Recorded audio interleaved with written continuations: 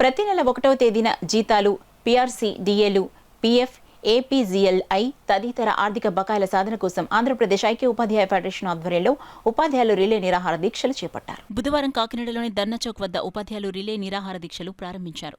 ఈ సందర్భంగా యూనియన్ జిల్లా కార్యదర్శి చక్రవర్తి మాట్లాడుతూ యూటీఎఫ్ రాష్ట్ర సంఘం పిలుపు మేరకు ఆర్థిక బకాయిలను చెల్లించాలని కోరుతూ 4 రోజుల పాటు రిలే నిరాహార దీక్షలను చేపట్టడం జరిగిందని వివరించారు. ఈ కార్యక్రమంలో జి వెంకటేశ్వరరావు, రవి శ్రీనివాస్, ఎస్వి జ్యోతి, పి త్రినాథ్, వెంకటరెడ్డి, పాములయ్య, రామారావు, శ్రీనివాస్, రాజుబాబు, భార్గవ్, దుర్గారావు, గణేష్, పెద్ద సంఖ్యలో ఉపాధ్యాయులు, సంఘ నాయకులు తదితరులు పాల్గొన్నారు.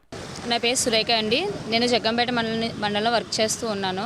ఇప్పుడు మీ ధర్నా వచ్చేసి రిలే నిరాహార దీక్ష దేని గురించి అనేదంటే, మాకు ఇవ్వాల్సిన పిఏ బకాయిలు మరియు పిఎఫ్ లోన్లు, part time payments and surrender leaves అన్ని కూడా మాకు ఇవ్వాల్సిందిగా కోరుచున్నాము. అలాగే మేము అందరం కూడా సిపిఎస్ ఉద్యోగులం అండి.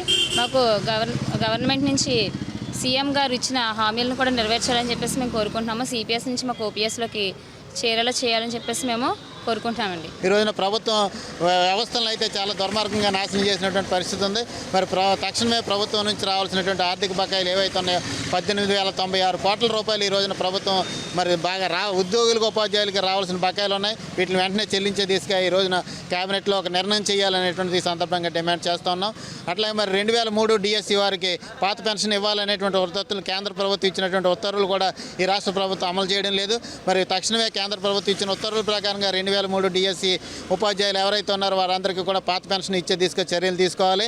అట్లాగే మరి సిపిఎస్, జీపీఎస్లను రద్దు చేసి మరి పాత పెన్షన్ విధానానికి కట్టుబడి ఉండే వారికి యూటీఎఫ్ మద్దతు అనేటువంటి నినాదంతో ఓట్ ఫర్ ఓపీఎస్ పేరుతోటి ఈ రోజున ప్రజల్లోకి వెళ్ళాలనేటువంటిది నిర్ణయం చేయడం జరిగింది.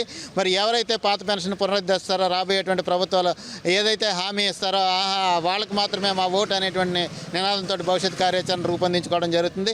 ఇప్పటికైనా ఈ ప్రభుత్వం ఏదైతే గత ఎన్నికలకు ముందు హామీ ఇచ్చిందో పాత పెన్షన్ ఇస్తాననేటువంటిది ఆ హామీ ఇప్పటికైనా నిలబెట్టుకునేటువంటి అవకాశం ఉంది.